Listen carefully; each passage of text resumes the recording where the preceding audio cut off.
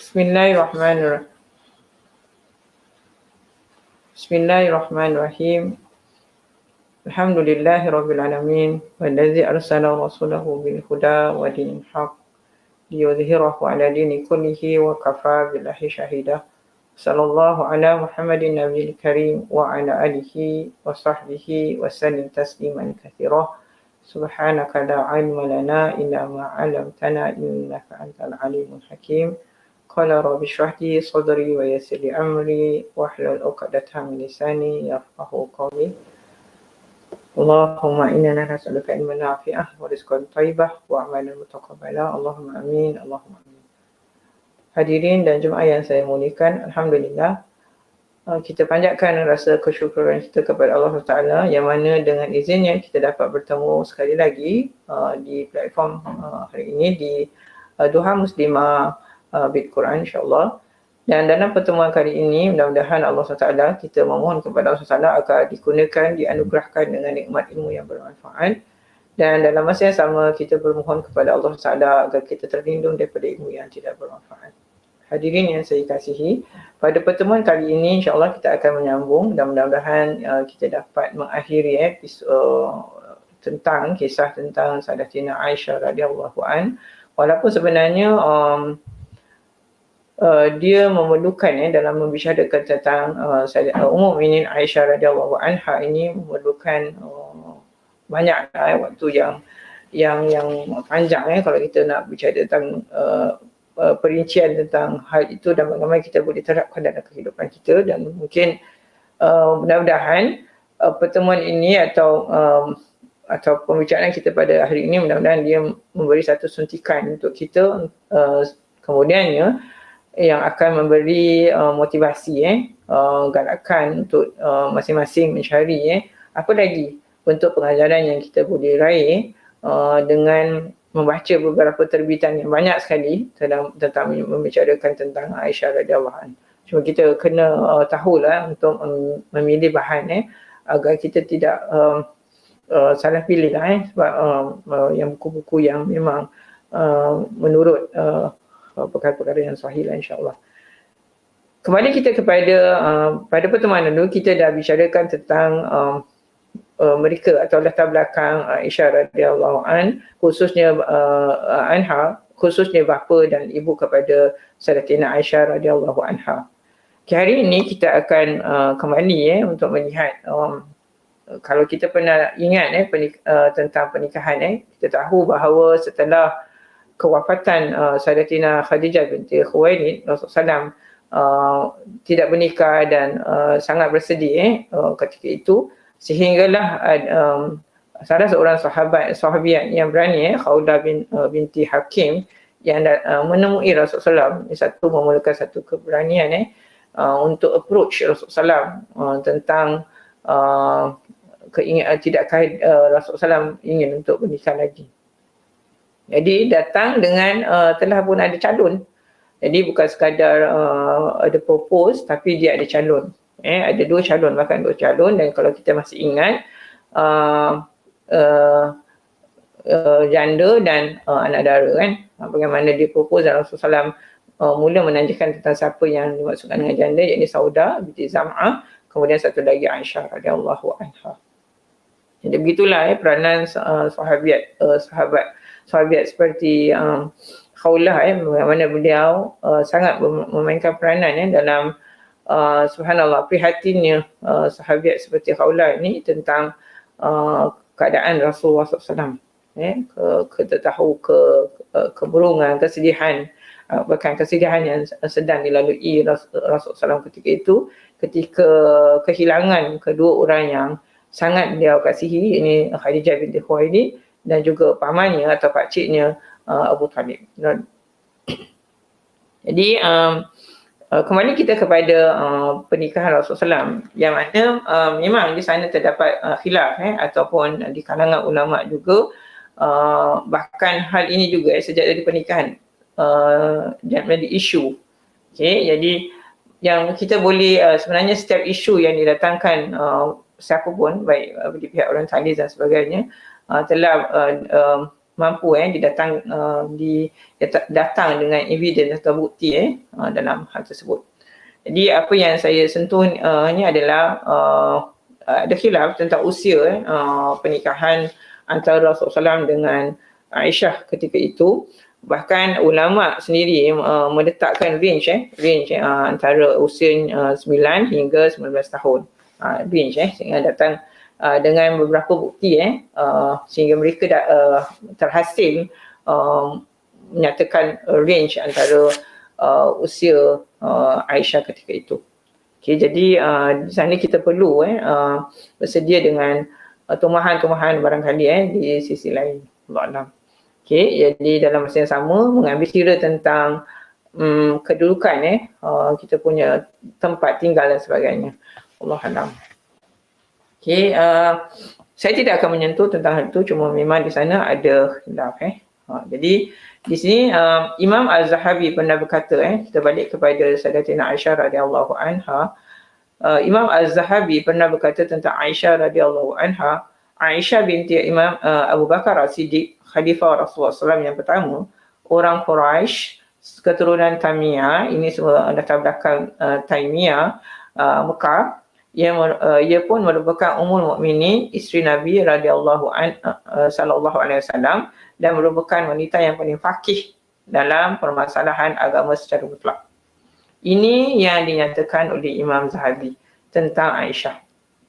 Okey. Berdasarkan apa yang saya telah baca tadi, maknanya Imam Zahabi telah menyatakan tentang kedudukan dia punya salah-silah tentang kebangsawanan Aisyah sendiri, keluarganya Quraisy, keturunan Taimiyah, Bani Taimiyah, kemudian di Mekah, kemudian merupakan Ummul Mukminin, kedudukan yang sangat tinggi. Dan antara perkara yang juga di-highlight oleh Imam Zahabi adalah Ummul Mukminin Aisyah radhiyallahu anha adalah seorang yang faqih dalam permasalahan agama secara mutlak. Kemudian Aisyah radhiyallahu anha merupakan seorang wanita yang berkulit putih, dan yang cantik, sehingga dia sering dijuluki dengan julukan Al-Humairah. Al-Humairah ni bahasa Arab lah, dan kalau kita kata kemirah-mirahan, jadi yang memiliki kulit yang kemirah-mirahan. Dan dia Aisyah radhiyallahu anha merupakan satu-satunya wanita yang dinikahi perawan anak dara. Kalau kita lihat isteri-isteri Rasulullah SAW adalah kebanyakannya adalah, atau hampir semuanya kecuali Aisyah, adalah janda.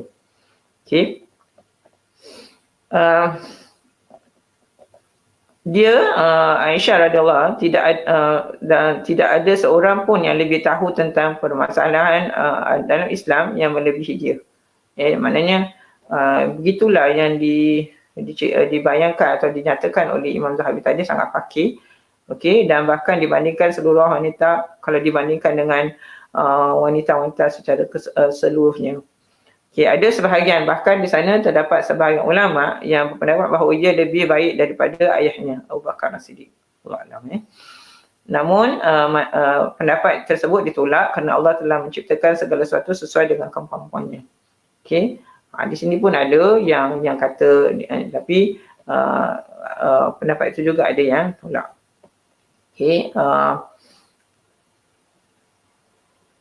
Jadi akan tapi di sana bahawa menyatakan bahawa Aisyah ni merupakan isteri Nabi sallallahu alaihi wasallam di dunia dan akhirat. Kemudian saya ambil daripada buku yang Sahabiat Haulal Rasul yang menyatakan di muka surat 69, Imam Mashruk bin Abdul Rahman Al-Hamdani Al-Kufi rahimahullah adalah seorang tabi'in, bahkan termasuk dari para kibaru at-tabi'in. Jika ia meriwayatkan hadis dari Aisyah radhiyallahu anha, ia berkata, telah bercerita Siddiqah binti Siddiq. Ini antara kunyah yang diberikan kepada Sayyidatina Aisyah radhiyallahu anha. Siddiqah merujuk kepada Sayyidatina Aisyah binti Siddiq, yakni merujuk kepada bapanya, yakni Abu Bakar. kekasih dari kekasih Allah yang terbebas dari fitnah keji di dalam kitab Allah. Dan Abu Nu'aim bin Asbahani berkata juga dalam profil Aisyah radhiyallahu anha, Siddiqah binti Siddiq, yang mulia binti orang yang lebih mulia, seorang kekasih dari kasih Allah. Okay, orang terdekat dengan pimpinan para Rasul Muhammad sallallahu alaihi wasallam yang dibebaskan dari aib-aib, terbebas dari keraguan dalam beriman, seseorang yang diperlihatkan Jibril kepada Rasulullah SAW, ialah Aisyah Ummul Mukminin radhiyallahu anha. Okay, begitulah di antara catatan daripada para ulama sebelum ini, baik di kalangan tabi'in dan seterusnya, tentang Sayyidatina Aisyah radhiyallahu anha. Okay, subhanallah, ini cukup menggambarkan kehebatan wanita yang kita sedang bicarakan, ini Ummul Mukminin Aisyah radhiyallahu anha. Okay. Bukan itu sahaja, Aisyah radhiyallahu anha lahir dalam pelukan Islam dan keluar ke dunia yang disambut kedua orang tuanya yang mulia dan beriman, dan menemukan dirinya terlahir sebagai anak dari seorang yang paling mulia, yakni setelah Rasulullah SAW, yakni Abu Bakar As-Siddiq. Okay. Jadi kita telah pun menceritakan tentang latar belakang kedua ibu bapanya yang sangat memperhatikan keberkahan. Kita tahu kepentingan bagaimana kedua orang tuanya sangat-sangat ciri-ciri ataupun kepribadian yang dimiliki oleh kedua orang tuanya. Jadi memang sangat tepatlah kalau Aisyah juga radhiyallahu anha juga memiliki apa yang dimiliki, kepribadian yang dimiliki oleh kedua orang tuanya. Okey. Okay, dari sebuah pernikahan antara Nabi sallallahu alaihi wasallam dengan Aisyah radhiyallahu anha merupakan wahyu dari langit. Ini menurut ada banyak catatan. Beliau telah bermimpi sebelum ini Rasulullah telah bermimpi melihat Aisyah radhiyallahu anha sebanyak 3 kali.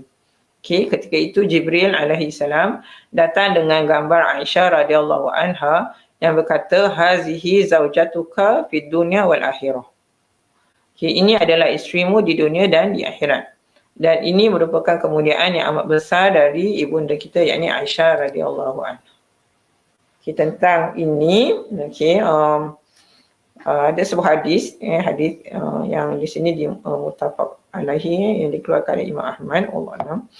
Okay, an Aisyah qalat qala Rasulullah sallallahu alaihi wasallam urituki fil manami salasul layalin. Dari Aisyah radhiyallahu anha, ia berkata Rasulullah sallallahu alaihi wasallam bersabda, kau telah diperlihatkan kepadaku di dalam mimpi sebanyak 3 malam, 3 kali berturut-turut. Ja'a bikil malaku fi saraqatin min haririn. Okay, malaikat datang kepadaku dengan bersamamu pada potongan kain dari sutera. Fayaqulu, maka malaikat itu berkata, hazihi mura'atuk, ini adalah isterimu. Fa'akshifu an wajhiki fa'iza anti fih, maka aku pun membuka wajahmu dan ternyata benar memang kau yang ada di balik hijab. Fa'aqulu iyyaku haza min indillahi yumdih. Okay, maka aku pun bersabda sallallahu alaihi wasallam, jika memang ini adalah ketetapan dari Allah Subhanahu wa taala, maka dia akan mewujudkannya. Okay, satu lagi hadis, wa an ibni Abi Mulaikata an Aisyata anna Jibril jaa bi suratiha fi kharaqatin haririn hadra'in ila nabiyyin sallallahu alaihi wasallam faqala hazihi zawjatuka fid dunya wal akhirah. Dari Ibnu Abi Malikah dari Aisyah radhiyallahu anha bahawa malaikat Jibril datang kepada Nabi sallallahu alaihi wasallam dengan gambarnya Aisyah pada potongan kain dari sutera berwarna hijau. Maka malaikat itu berkata, ini adalah isterimu di dunia dan di akhirat.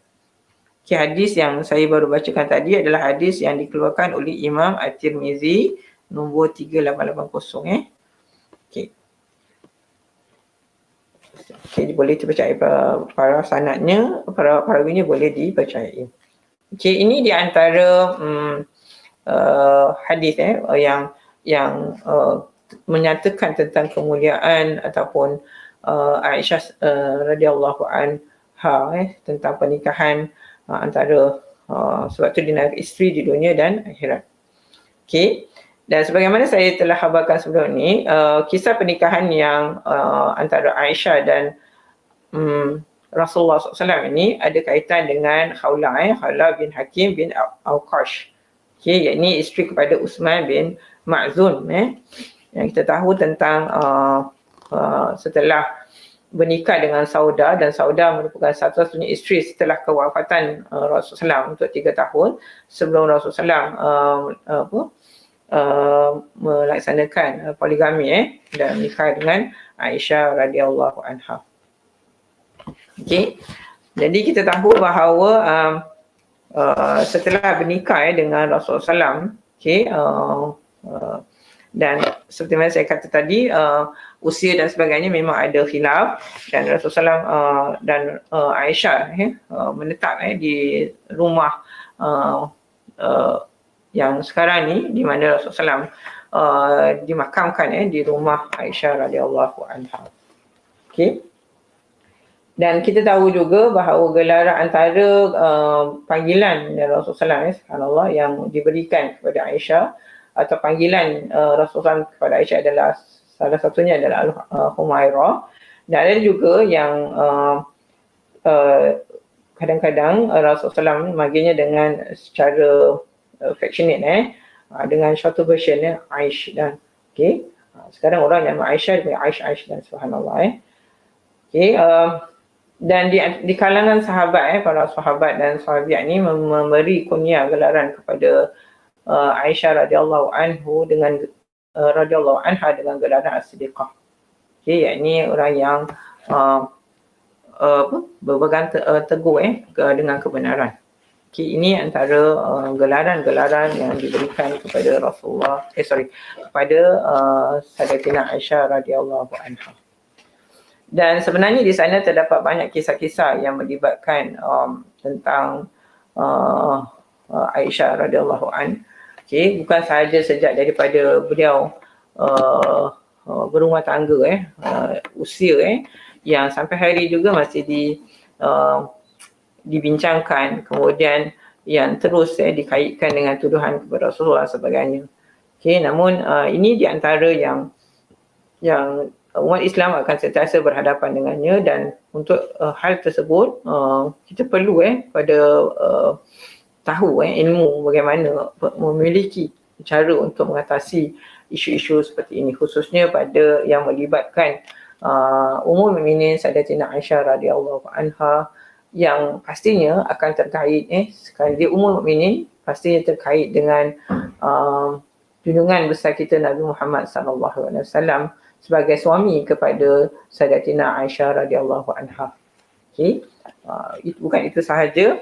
Okey, bahkan di antara kisah yang barangkali kita ni semua manusia ni khususnya wanita, khususnya wanita, kita tidak akan terhindar dan tidak dapat elak daripada berbagai fitnah.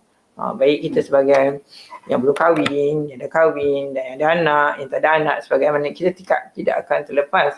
Walaupun sebenarnya isu tersebut ni bukan hanya kita. Okey, dia pastinya melibatkan yang bergelar ataupun bergelar suami, seorang lelaki dan sebagainya. Tapi kadang-kadang fitnah tu hanya tertumpu kepada kita yang namanya wanita. Okey. Namun apa yang ada pada diri Aisyah radhiyallahu anha ni merupakan bila kita baca tentang kisah Sayyidatina Aisyah atau seterusnya, antara perkara untuk saya sendiri secara peribadi, ibrah yang kita boleh raih, yang saya rasa boleh hidup sampai hari ini, sebab fitnah tu akan sentiasa ada. Okay, fitnah ni ujian wala yablu walakum min syai'in, kita akan sentiasa diuji. Okay, jadi kita dapat melihat bagaimana kekuatan yang dimiliki oleh wanita yang bernama Aisyah radhiyallahu an, Aisyah binti Abu Bakar radhiyallahu an, juga gelaran yang diberi As-Siddiqah binti As-Siddiq, Ini yang dapat kita hidupkan dalam diri kita, khususnya dalam berhadapan dengan segala bentuk fitnah. Okey, maknanya kalau Ummul Mukminin radhiyallahu anha ini sendiri yang hidup di samping seorang yang sangat mulia, seorang Nabi yang sangat mulia, masih tetap berhadapan dengan fitnah yang sangat besar, khususnya melibatkan maruah dirinya sebagai seorang wanita, sebagai seorang isteri kepada seorang Nabi yang mulia. Bagaimana beliau mengatasi fitnah tersebut yang sering kita bicarakan dengan hadis ifk ataupun berita fake atau berita palsu yang menimpa kepada Sayyidatina Aisyah. Itu berita palsu. Yang memang wujud di zaman Rasulullah SAW memang ada dan sering dibincangkan, dan memang kita tidak akan terlepas tak kala kita membincangkan tentang Sayyidatina Aisyah radhiyallahu anha, pastinya ini di antara perkara yang akan kita sentuh. Cuma barangkali kita akan antara perkara yang kita boleh lihat bagaimana kekuatan yang dimiliki oleh Sayyidatina Aisyah, dan kekuatan itu datang bukan dia normal lah secara sifat kewanitaan, sedih dan sebagainya. Tapi bagaimana dia berhadapan dengan isu ini, fitnah ini, dengan kekuatan ilmu.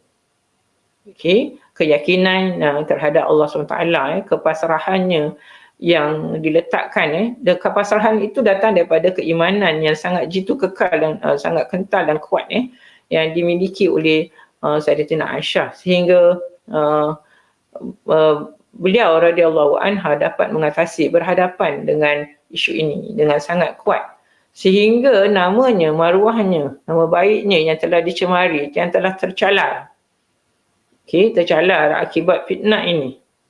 Biasanya kalau fitnah ni dia melibatkan hatta hari ini sendiri kita tahu bahawa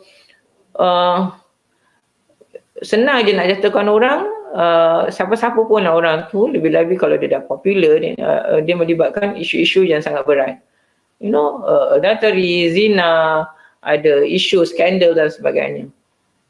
Hari ini memang sangat subhanallah, walaupun bentuk kepalsuan itu dalam banyak bentuk lah, dengan rakaman dan sebagainya. Tapi kita tidak akan terelak. Jadi kalau kita yakin apa yang kita dapat secara kesimpulannya dalam berhadapan dengan fitnah, sebagaimana yang kita lihat bagaimana Sayyidatina Aisyah radhiyallahu anha berhadapan dengan fitnah ini. Fitnah satu ketika difitnah dengan Safwan ketika peperangan, setelah peperangan Bani Mustalik dan sebagainya. Apa yang kita boleh raih adalah bagaimana beliau radhiyallahu anha berhadapan dengan fitnah ini. Normally, memang normal lah kalau dia bersedih, kemudian dia minta pulang ke rumah kedua bapanya. Kita ingat lagi kedua bapanya Abu Bakar As-Siddiq dan Ummul Ruman. Dan mereka juga tak dapat berbuat apa-apa. Jadi dia punya stand, dia punya kekuatan dia tahu dia tak buat benda tu. Dia tahu dia yakin bahawa memang dia yakin dia tak buat benda tu, dan dia stand firm dalam keadaan apapun, walaupun dia saat itu Rasulullah SAW hanya berserah, Rasulullah SAW tak dapat apa-apa, dia hanya akan terus defend kalau memang defend lah isterinya Aisyah radhiyallahu anha. Sehingga bila kat situ bagaimana Rasulullah kata kalau memang benar saya ingat jadi kalau dah sedih dah sebab waktu tu Rasulullah tak dapat buat diam dan sebagainya, sebab tu dia pulang ke rumah Abu Bakar dan dalam masa yang sama untuk buat pengakuan, bertaubat dan sebagainya. Tapi kerana dia yakin dia tak buat dan dia tetap tegas dengan pendiriannya, dan hinggalah Allah SWT membersihkan namanya yang sampai hari ini kita masih membaca ceritanya tu, cara Allah SWT tu yang terrakam dalam surah An-Nur. Subhanallah. Jadi kita tak perlu, Masya Allah, sebab tu bukan mudah. Jadi bagaimana kita nak hidupkan apa yang saya dapat faham, iyyaka na'budu wa iyyaka nasta'in. Okay, peletakan iyyaka nasta'in itu hanya kepada kamulah kami mohon pertolongan. Di situlah kita kena hidupkan perkara ini. Sebab kita tak akan terlepas sampai mati pun, sampai hari kiamat pun fitnah tu akan tetap terjadi. Masalah dia besar atau kecil lah, atau ujian tu akan tetap akan sentiasa kita akan sentiasa berhadapan dengan berbagai bentuk ujian, sama ada kecil atau besar, berat atau ringan dan sebagainya. Sesuai dengan la yukallifullahu nafsan illa usaha, sesuai dengan kemampuan kita. Jadi untuk itu, untuk kemampuan itu, hanya dapat terlahir dan kita lahirkan tu bila kita dapat memupuk keimanan sehingga kita meletakkan segala-galanya kepercayaan kita kepada Allah SWT. Jadi begitulah di antara ibrah yang salah satu bentuk fitnah ni akan berlaku kerana dia masih relevan. Antara pengajaran yang kita dapat raih, yang kita dapat hidupkan di hari ini adalah bagaimana kita berhadapan dengan fitnah ini. Dan untuk kekal menjadi Muslim yang baik, mutakin, mukmin yang mutakin, jadi kita perlu terus menyelami dunia ilmu, mengenali siapa Tuhan Rabb kita. Bukan saja dia Ar-Rahman Ar-Rahim, dia penerima taubat, dia tahu apa yang kita hadap. Mintalah kepada Allah SWT. Memang kadang-kadang pressure daripada orang-orang sekeliling kita juga kadang-kadang menambah. Tapi kalau kita bertekad, kita tahu bahawa kita benar dan Allah SWT Maha mendengar dan sebagainya, kita akan terus bersemangat. Khususnya bila kita kembali melihat sejarah yang berlaku pada Sayyidatina Aisyah radhiyallahu anha. Dia tak terlepas, dia menangis dan terus menangis. Dia sebab dia manusia biasa, dia tak maksum. Dia menangis sebagai seorang wanita, dia terus menangis. Tapi kerana dan dia juga tegas. Kalau dia rasa sebab dia tahu dia tidak salah dan dia bertegas. Sehinggalah namanya tu dibersihkan oleh Allah SWT. Ini antara ibrah yang saya rasa yang kita boleh raih. Okay. Selain dari itu, sifat cemburu. Kerana waktu itu Rasulullah SAW telah melaksanakan hukum ataupun poligami. Jadi biasanya kalau kita poligami, ini satu lagi isu. Kita tak yang bila melibatkan wanita lah, isu poligami ini adalah isu yang bukan sangat disenangi, tak semua orang lah. Tapi kita tak boleh nafikan bahawa ini memang dibolehkan dalam Islam. Tapi dia melibatkan banyak isu, banyak sudut lah. Dia bukan sekadar melibatkan wanita itu sendiri, tapi tentang kewajipan yang perlu dilaksanakan oleh yang mahu melaksanakan poligami, yakni di pihak lelaki. Namun apa yang menarik di sini adalah sifat cemburu, sifat cemburu. Mana juga diceritakan di sini tentang sifat cemburu. Sini saya ambil lah, di sini dikatakan tentang bagaimana dia sifat cemburu ini Aisyah ni bukan pada isteri-isteri yang lain, subhanallah, yang hidup waktu itu. Tapi sifat cemburunya Aisyah ni ada kepada orang yang telah tiada. Siapa dia? Ini Khadijah binti Khuwailid.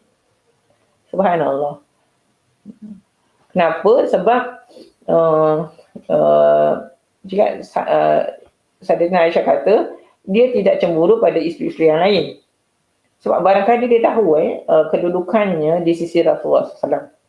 Dia punya special lah, dia special, dia rasa diri memang dia special lah. Sebab tu kata bagaimana Rasulullah bermimpi, bagaimana Jibril, dan kedudukannya sendiri tu dah special. Tapi rasa cemburunya bukan terhadap atau dengan isteri-isteri yang lain yang masih hidup, tapi lebih kepada isteri Rasulullah SAW, yakni Khadijah binti Khuwailid, isteri pertama Rasulullah SAW, yakni Khadijah. Okey, sebabnya Rasulullah subhanallah selalu sebut nama Khadijah. By just mention ni, sebut nama je dah rasa cemburu. Subhanallah. Ni orang yang dah tak ada ni. Subhanallah. Dan bagaimana dan bila nama Khadijah radhiyallahu anha ni sering disebut, kita tahu bahawa kedudukan Khadijah subhanallah. Dia adalah isteri yang telah banyak berkorban di awal di tahap awal keislaman. Dia juga adalah isteri yang sanggup bersama-sama Rasulullah SAW berhadapan dengan boykot para musyrikin Quraisy ketika itu selama 3 tahun. Orang kata good in good times and bad times. Okey, subhanallah. Okey, itu satulah sebab Rasulullah SAW sering menyebut nama Khadijah binti Khuwailid yang membuat Aisyah radhiyallahu anha merasa cemburu. Okey, bahkan dia juga Rasulullah SAW pernah nyatakan bahawa Khadijah ni akan hidup akan tinggal dalam syurga yang dibuat daripada batu-batu yang sangat bernilai. Kemudian setiap kali Rasulullah SAW ini Khadijah yang menjadi membuat Aisyah cemburu. Dan setiap kali Rasulullah SAW membuat sebarang kurban, pastinya ada bahagian yang Rasulullah SAW akan peruntukkan diberikan kepada sahabat-sahabat daripada Khadijah binti Khuwailid. Okey. Dan kadang-kadang Aisyah ni pernah bercakap kepada Rasulullah SAW, seakan-akan di sana tu tak ada lagi wanita lain selain daripada Khadijah binti Khuwailid. So ini antara sifat, maknanya apa yang saya cuba tunjukkan adalah Aisyah radhiyallahu anha juga adalah manusia biasa. Dia bukan malaikat kalau cakap lah dia kan isteri, tapi dia kita masih menemukan dalam kisahnya, dalam kisah tentang Aisyah radhiyallahu anha, tentang sifatnya yang ada sifat yang difitnah, yang ada sifat cemburu, dan sifat cemburunya bukan kepada isteri-isteri yang hidup waktu itu. Yang kita tahu isteri-isteri ada Hafsah, ada Zainab, ada siapa lagi, Zainab dan sebagainya. Okey, tapi pada isteri yang Khadijah yang juga memiliki satu sifat yang luar biasa. Okey, ya subhanallah. Jadi di situ kita tahu bahawa manusia itu tak terelak lah. Okey. Dan juga tentang sifat macam mengadu. Pernah satu waktu isteri Rasulullah mengadu tentang kehidupan mereka yang susah dan sebagainya. Okey, dan dia masing-masing bersetuju untuk mereka meeting. Okey, dan minta penambahan luxury sikit je lah bentuk kemewahan yang mereka nak. Okey, namun Rasulullah tidak memenuhi apa yang diinginkan. Bahkan datangkan dengan ayat Quran sebagai pemilihan choice, it's a choice. Memilih untuk kehidupan bahagia di dunia atau kebahagiaan di akhirat. Itu yang diberi kepada Rasulullah kepada isteri-isterinya, pemilihan, choice. So bagi saya kehidupan ni memang is a matter of choice. Kita yang membuat pilihan. Okey, untuk Aisyah radhiyallahu anha sendiri saat itu beliau memilih untuk memilih Allah dan Rasulnya. Ya subhanallah, satu pemilihan yang sangat baik, sangat bijak kerana keyakinannya kepada kehidupan yang lebih bahagia di akhirat nanti. Jadi kita tahu bahawa di sini antara pengajarannya adalah kehidupan ni adalah kehidupan yang sementara. Dunia ni adalah kehidupan yang sementara. Kata jadi tak perlu buat apa-apa kan? Tak. Kehidupan sementara ni adalah untuk memastikan bahawa kita akan dunia mazratul akhirah. Dunia ini adalah ladang untuk kita meraih kita punya tanaman ni di akhirat nanti. Jadi kita pastikan kat dunia ni kita tahu bahawa isteri-isteri Rasulullah SAW sendiri pun hidup di dunia. Tapi itu yang diberikan guideline ataupun panduan yang diberikan oleh Rasulullah kepada isteri-isterinya. Okay, kalau mereka mahu terus menjadi atau gelaran Ummul Mukminin, ini adalah pilihan yang Rasulullah SAW berikan kepada mereka. Jadi kita perlu hidup di dunia ni, kita perlu cari makan, kita perlu pada harta. Cuma bagaimana kita meletakkan dunia ni di luar, bukan di dalam hati kita lah. Jadi kita tahu kita sendiri yang akan mengendali kehidupan kita ni, sehingga mana dia tidak akan menjejas laluan kita untuk menuju ke akhirat nanti. Ini antara yang sebenarnya di sana banyak kalau kita tahu bahawa di sana hari ini lagi, mungkin ada orang yang kata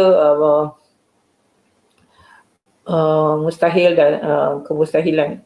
Banyak benda yang mustahil yang dulunya sebelum ni. Contohlah, ambil contoh mudah yang contoh mudah, handphone. Dulu di zaman saya masih kecil-kecil, atau taklah kecil sangat, di zaman remaja pun tak ada pun handphone. Kita perlu ada kita tahu bahawa telefon tu perlu ada connected to namanya wire dan sebagainya, dan tidak boleh dibawa ke sana kemari, what more tu si orang lain dalam bentuk bersemuka.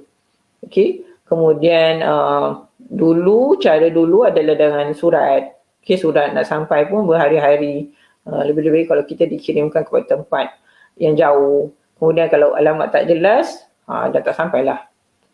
Itu dulu. Jadi tapi orang yang sekarang ini, subhanallah, dia punya peredaran masa memaparkan kepada kita kecanggihan yang mana terhasil daripada kebijaksanaan ataupun ilmu yang diberikan oleh Allah SWT kepada manusia, sehingga mereka mampu mencipta atau mengadakan yang namanya handphone sekarang hari ini, subhanallah. Itu yang kadang-kadang memanglah kalau kita imbas semula, untuk saya sendiri satu yang macam Masya Allah lah kan. Jadi kemustahilan yang sebenarnya dengan kecanggihan hari ini sebenarnya sepatutnya dia akan lebih mendekatkan diri kita kepada Allah SWT. Kisah Isra' Mi'raj yang terjadi di zaman Rasulullah SAW tu, mungkin orang juga pelik lah kan. Jadi mereka perlukan masa untuk sampai ke Al-Aqsa, misalnya Masjid Al-Aqsa tu berbulan-bulan pergi dan balik. Tapi Rasulullah SAW hanya makan semalam, sehari. Jadi waktu tu memanglah pelik. Tapi kepelikan tu sendiri yang kita nampak hari ini, dan sebenarnya bagaimana saat itu Abu Bakar As-Siddiq percaya 100% tanpa sebarang doubt tentang Isra' Mi'raj Rasulullah SAW. Jadi inilah perjalanan yang kita ibrah. Barangkali banyak lagi yang perlu dapat kita raih ibrah, pengajaran yang masih boleh hidupkan hari ini. Fitnah tu masih berlaku pada hari ini. So bagaimana kita berhadapan dengan fitnah? Kalau kita benar, kita letakkan segala pergantungan kita kepada Allah SWT. Isti'anah kita, pergantungan kita kepada Allah SWT dalam apa saja keadaan. Dan walaupun subhanallah, dah banyaklah sebenarnya ulama-ulama sebelum ni pun dah banyak kita lihat, kita baca bagaimana mereka yakin dengan kedudukan mereka, kebenaran yang mereka pegang. Jadi mereka rela untuk berhadapan dengan segala macam bentuk ujian. Jadi mudah-mudahan kehebatan yang dipaparkan oleh Sayyidatina Aisyah, Ummul Mukminin Sayyidatina Aisyah radhiyallahu anha, dalam berhadapan dengan bentuk-bentuk ujian yang terpapar dalam bentuk tulisan yang kita boleh baca, kita boleh selami, kita boleh analyse, agar kita sendiri akan satu waktu insya-Allah, mudah-mudahan dengan izin Allah, akan juga mampu untuk menjadi wanita hebat seperti, atau sekurang-kurangnya kalau tak 1% daripada yang dimiliki oleh Aisyah radhiyallahu anhu, rasa saya masya-Allah. Mudah-mudahan itu juga harapan diri saya dan barangkali yang lain, di antara ibrah yang kita boleh raih daripada Ummul Mukminin Sayyidatina Aisyah radhiyallahu anha. Mudah-mudahan Allah SWT akan mempermudahkan perjalanan kita terus untuk menghidupkan the spiritual aspect daripada sahabiat yang kita temui, insyaAllah. Mudah-mudahan juga kita termasuk orang-orang yang akan terus dapat mempertahankan Islam untuk diri kita sendiri dan seterusnya generasi yang akan datang, insyaAllah. Yang pastinya kita tidak akan terlepas dari macam-macam bentuk ujian.